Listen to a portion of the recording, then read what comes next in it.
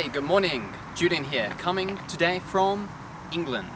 So today we have come to Cherhill to show you this over here. This is the Cherhill White Horse.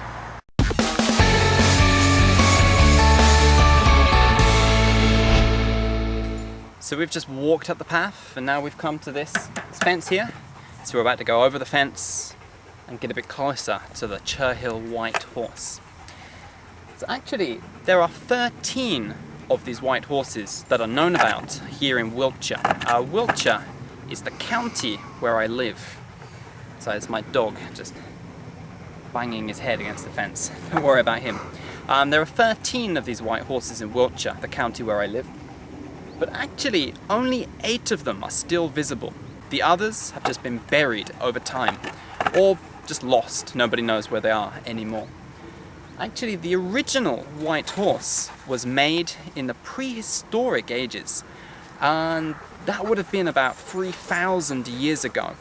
However, this one and the rest were all made in the last 300 years. So this is a relatively new one, and it's been restored and it's had a lot of upkeep over the last 100 years or so as well.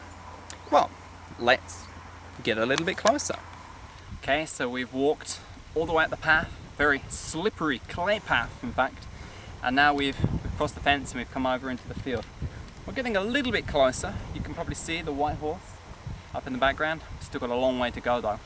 But before we carry on, take a look at this view.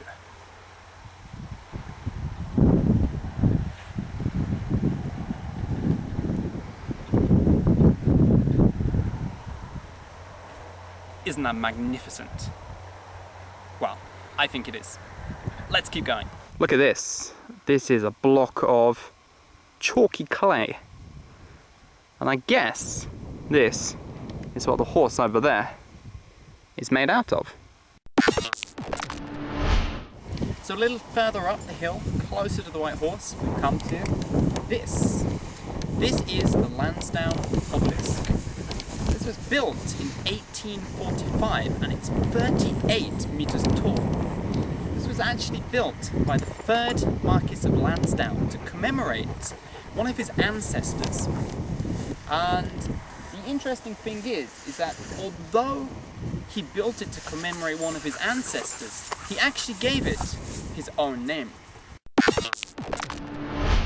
So here we go, the White Horse of Cherhill, here in Wiltshire. Now actually, this white horse has a bit of an interesting story behind it. It was made by a Dr. Christopher Alsop, who comes from Cairn in Wiltshire, which incidentally is the name of the town or the village where I live. Dr. Alsop was influenced by a painter friend of his called George Stubb, whose paintings now hang in the National Gallery. Unsurprisingly, he painted horses. The horse, by Dr. Alsop's design, is 50 meters by 67 meters wide.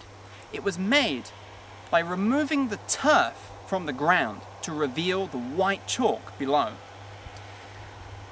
After making this, Dr. Alsop became known as the Mad Doctor, because actually he stood here on this hill where I'm stood now, directing the maker by shouting his orders through a megaphone. This hill has now become known as Labour in Vain Hill, after that incident.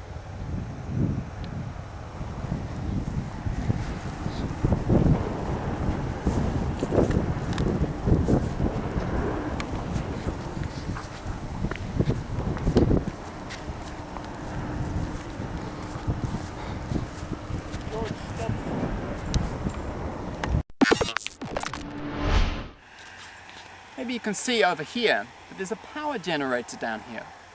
This was used in 1937 to celebrate King George VI's coronation.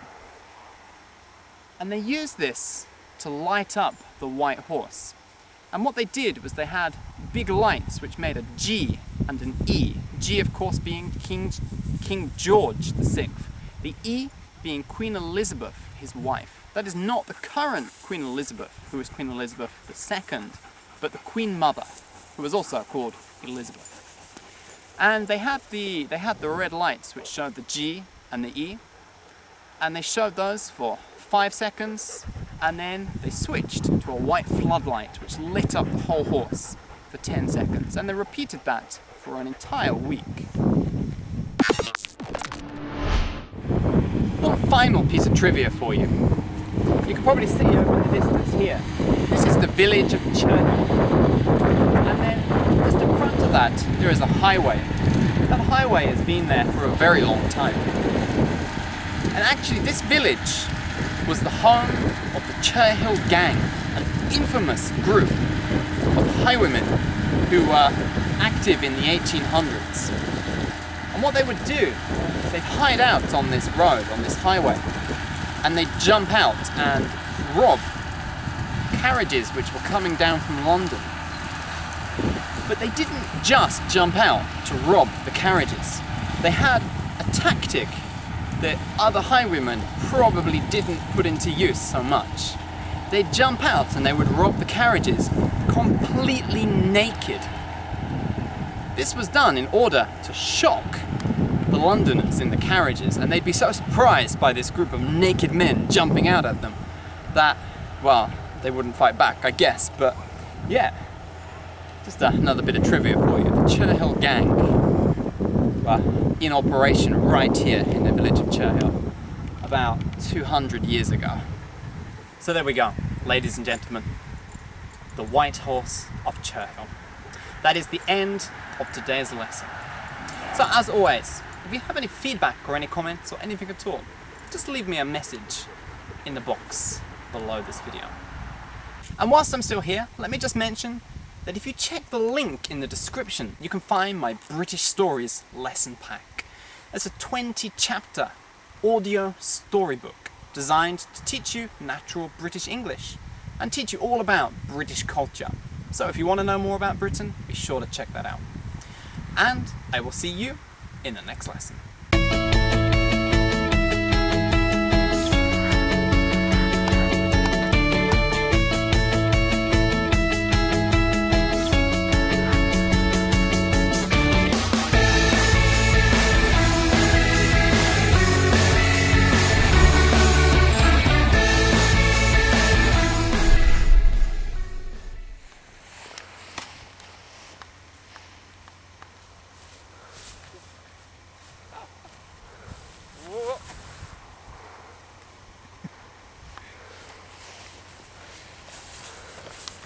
Way!